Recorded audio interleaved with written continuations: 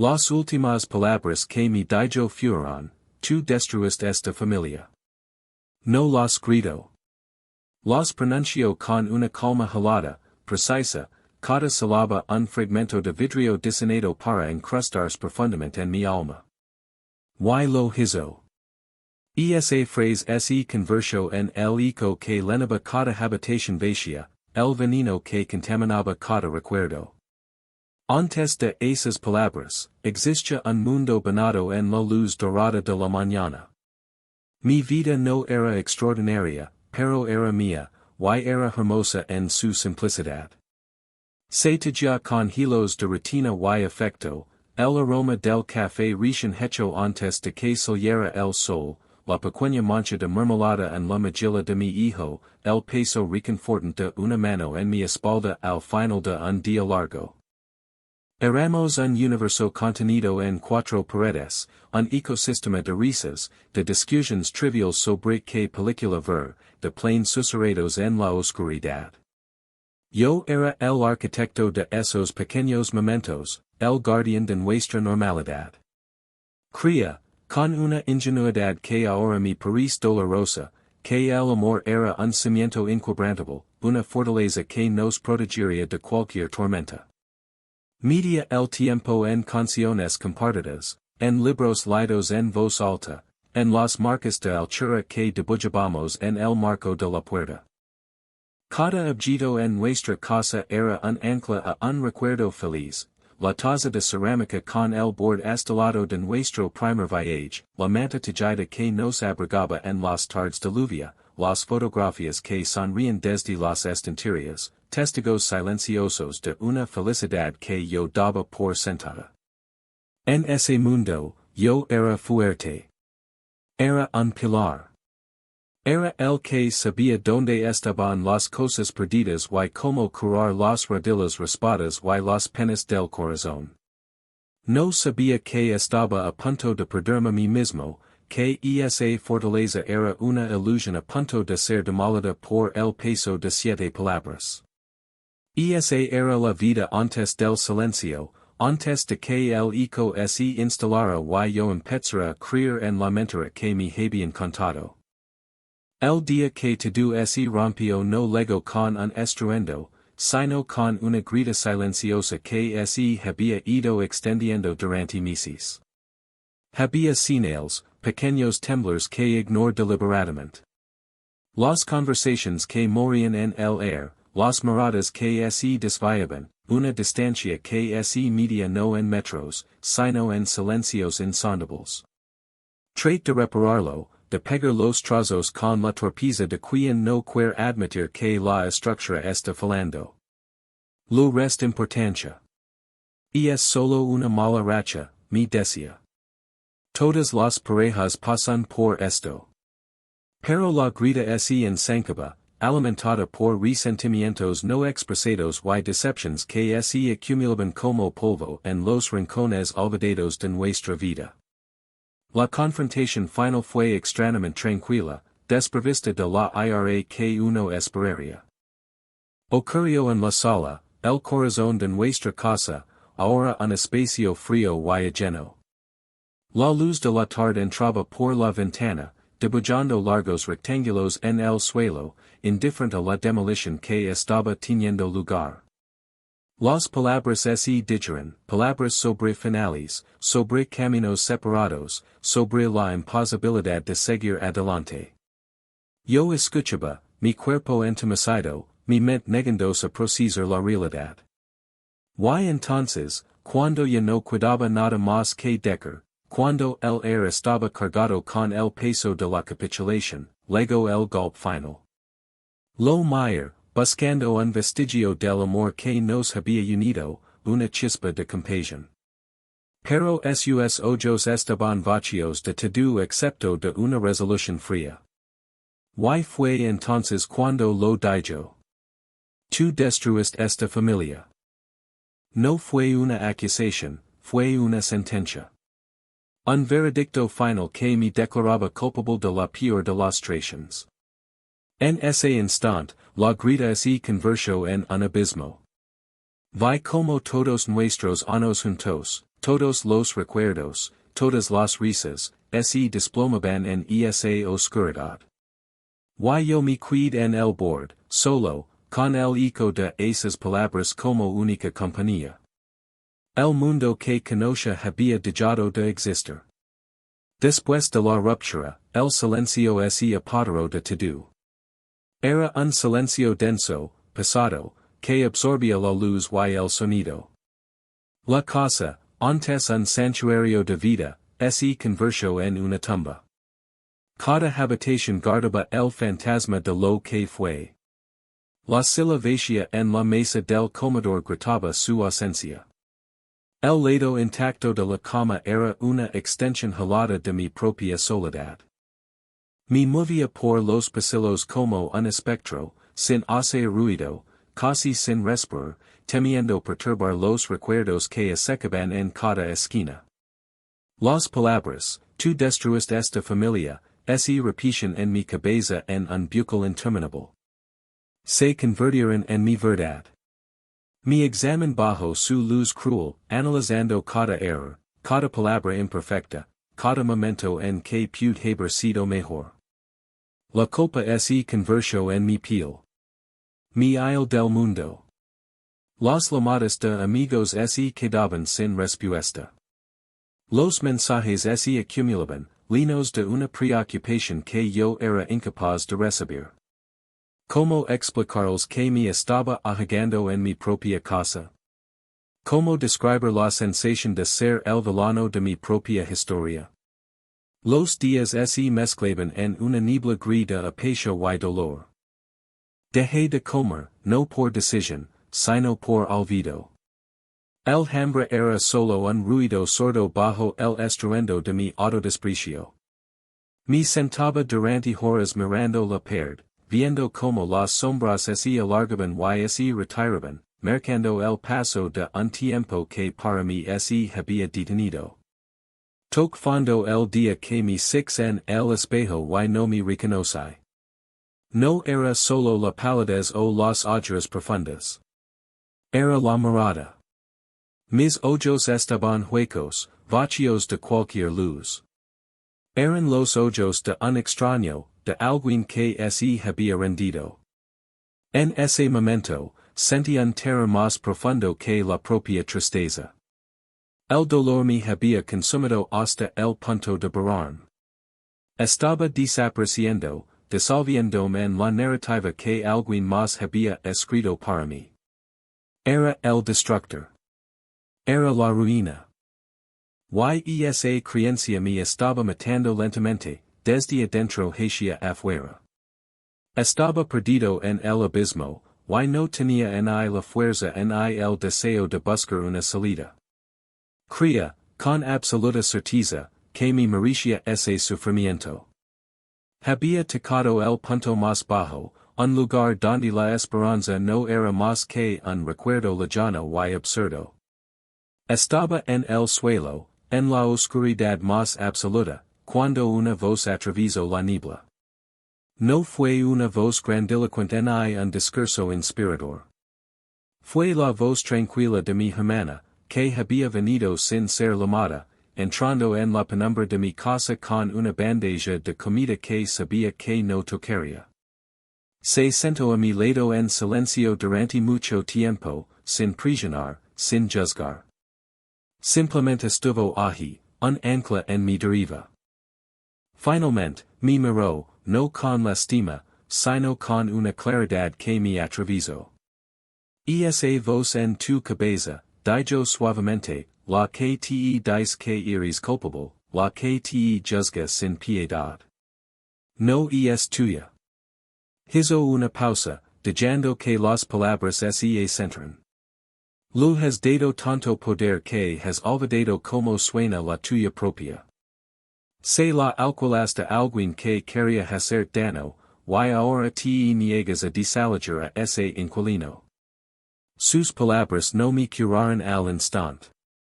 No hubo una epifanía cegadora.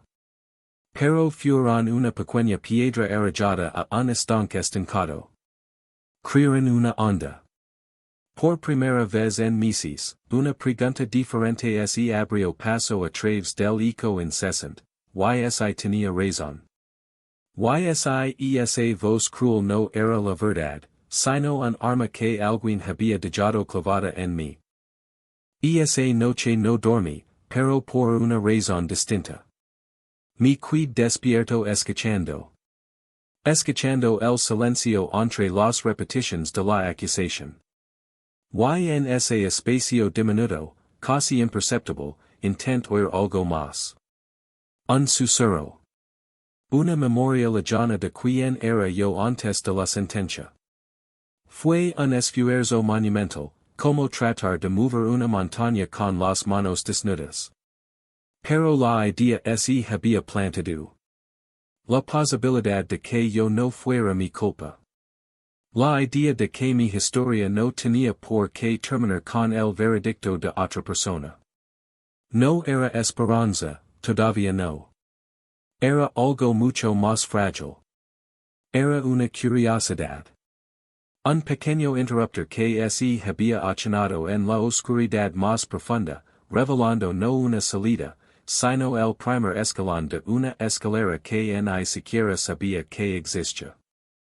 Era el comienzo de la pregunta más importante de mi vida, quien sería yo si dejara de creer en la mentira. El camino de regreso no fue una línea recta. Fue una escalada ardua, llena de pasos en falso y recaídas. Comenzó con acciones pequeñas, casi ridículas en su simplicidad. Un día, hice la cama. No porque importara, sino como un acto de desafío contra el caos que reinaba en mi interior y en mi alrededor.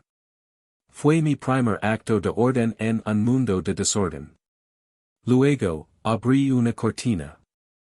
Dejé que un rayo de sol entrara en la habitación, y aunque me dolió en los ojos acostumbrados a la penumbra, no la hacer. Me obliga a caminar. Al principio, solo hasta el final de la calle. El aire exterior se sentía extraño, el mundo seguía girando indiferente a mi catástrofe personal, y eso, de alguna manera, fue un consuelo. La gente vivía, reía, se apresuraba. Yo era una pequeña parte de algo mucho más grande, no el centro de una tragedia. Cada paso era una victoria silenciosa.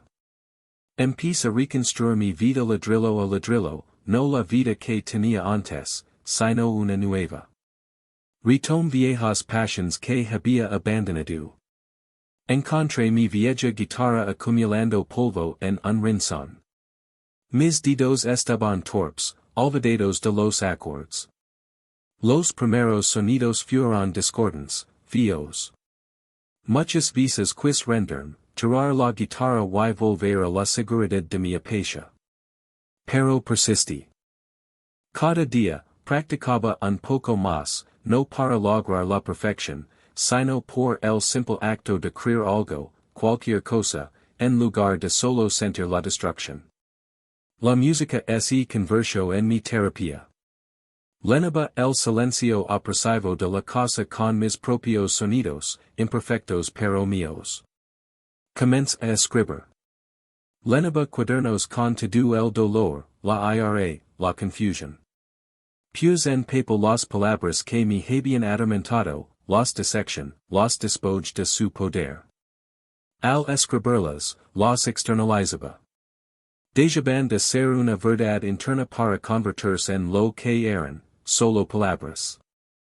Hubo días terribles. Días en que el eco volvía con fuerza, en que la cama parecía un imán imposible de vencer y la voz del inquilino gritaba más fuerte que nunca.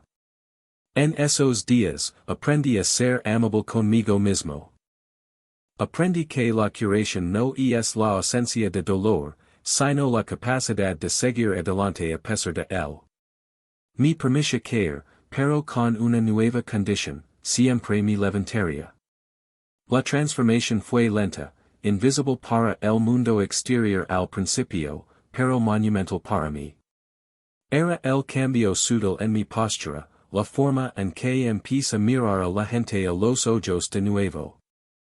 Era el redescubrimiento del sabor de la comida, el sonido de la risa de un amigo, la belleza de un atardecer. Estaba reclamando mi vida, no recuperando la que perdí, sino forjando una nueva desde los cimientos, una construida sobre la resiliencia y un conocimiento profundo de mis propias cicatrices. Estaba aprendiendo a ser el arquitecto de mi propia paz. Piran 2 años. 2 años de construcción lenta y deliberada. La casa ya no era una tumba, era mi hogar, lino de mi música, mis libros, mis nuevas memorias. Un día, sonó el teléfono. Era un número que no reconocí, pero una parte de mí supo de inmediato quién era. Mi corazón dio un vuelco, una reacción visceral, un eco del viejo pánico. Pero algo era diferente. Respire hondo y contest. Era su voz, más vacilante como la recordaba. Quería verme. Quería hablar. Por un momento, el miedo me paralizó. El miedo a que ver reabrir todas las heridas, a que su presencia demoliera todo lo que había construido. Pero entonces, una calma inesperada me invadió. Era la calma de quien ha enfrentado sus peores demonios y ha sobrevivido. Acept. Nos encontramos en un café neutral, un lugar sin fantasmas. Cuando llegó, sixa una persona erosionada por el tiempo y, quizás, por el peso de sus propias acciones. Ya no tenía ese poder imponente que recordaba. Se sentó y, después de un silencio incómodo, empezó a hablar. Habló de arrepentimiento, de soledad, de los errores cometidos. Y entonces, dijo las palabras que una vez habría dado mi vida por escuchar, lo siento. Estaba equivocado. No fue tu culpa. Esperé sentir una olida de validación, de triunfo. Pero no sentí nada de eso. En su lugar, sentí una extraña y profunda paz. Porque su disculpa, aunque sincera, ya no era necesaria. Su absolución ya no era el premio que buscaba. Lo mayor, y por primera vez lo six no como mis ways, sino como una persona imperfecta y herida, igual que yo. Y en ese momento, supe que mi redención no dependía de su perdón. Mi redención había ocurrido mucho antes, en la soledad de mi propia lucha. Te creo, lo dije, y era verdad. Pero mi paz ya no depende de tus palabras. He aprendido a construirla yo mismo. No había ira en mi voz, ni resentimiento. Solo la verdad tranquila de mi propia soberanía emocional. Me levant, lo dice lo mejor y me fui. Al salir del café y sentir el sol en mi cara, supe que el círculo así había cerrado. No con una reconciliación, sino con mi propia liberación. Su sentencia ya no tenía poder sobre mí. Yo había escrito un nuevo final para mi historia. Mi viaje a través de la oscuridad me enseñó algo fundamental, nuestras heridas más profundas pueden convertirse en nuestras mayores fuentes de fortaleza. El momento en que te rompes no es el final, es el comienzo de una reconstrucción. Te obliga a examinar cada pieza de ti mismo, a decidir que vale la pena conservar y que debes dejar ir las cicatrices que quedan no son un signo de debilidad, sino un mapa de tu resiliencia. Son el testimonio de cada batalla que libraste y ganaste, especialmente las que nadie más vio. La voz que te acusa, ya sea la de otro o la que has internalizado, solo tiene el poder que tú lo concedes. Aprender a distinguir esa voz de la tuya propia es el acto más radical de amor propio. Es reclamar tu narrativa, convertir en el autor de tu propia vida en lugar de un personaje en la historia de alguien más.